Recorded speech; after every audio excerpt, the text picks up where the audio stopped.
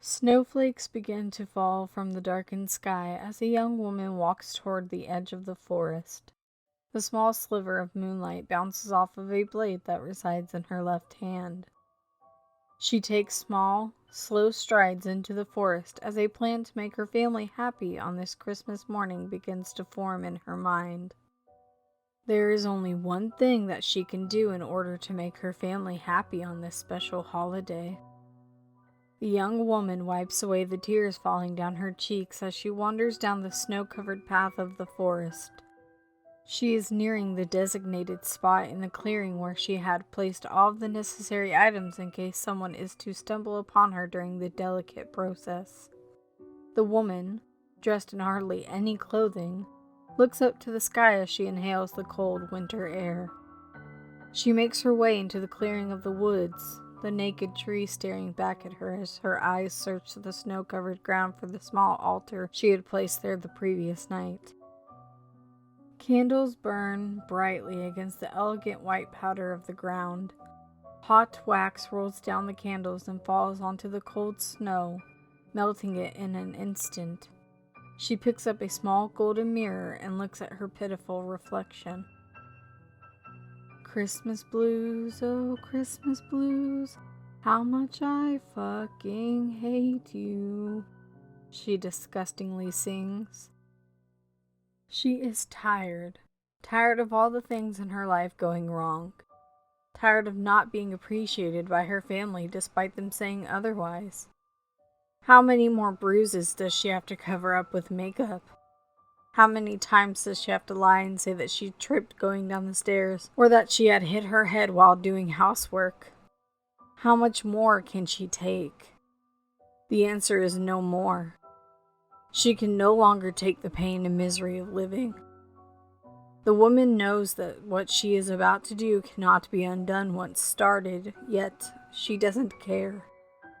Sometimes the best thing to do is the worst thing to do. Her logic may be frayed. Her logic may not make a lick of sense to anyone else, but none of that matters to her. She is ready to get out of the sorrowful way of life, and this is her only chance to do it. She places the mirror on the small blanket, picks up the blade, and rests her back against a fallen tree branch. The blade glides down her right forearm. Crimson liquid cascades down onto the white snow, causing it to dissolve. Something rustles in the nearby trees, catching the attention of the woman. She glances over her left shoulder to see something in the distance leisurely walking towards her. She sits helplessly on the hard ground, shivering from the cold. The figure suddenly appears beside her. A small person stares up at her with an evil grin plastered to their face. They take the blade from the woman, tosses it behind them, and lifts her arm up to their lips. Sharp teeth sink down onto the wound of the woman's arm, causing her to cry out in pain. The sound of flesh ripping echoes throughout the enclosed area.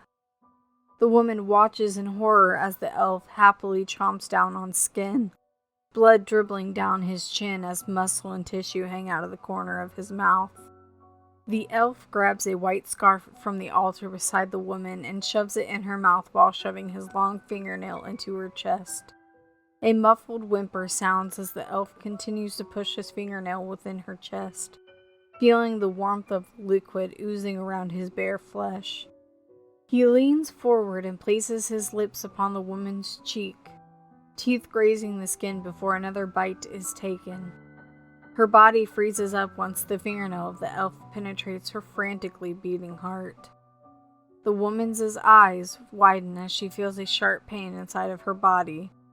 Tears run down her cheeks while she whimpers, the sound growing ever so quiet with every push of the elf's finger into her heart. The area finally silences. Nothing but a few birds can be heard cawing in the distance as the elf continues to chomp down on the dead carcass of his latest victim. Blood stains the white blanket on the ground as the woman's body is dragged away from the altar that she had set up. Reindeer neigh in the distance as a ho ho ho is hollered into the night.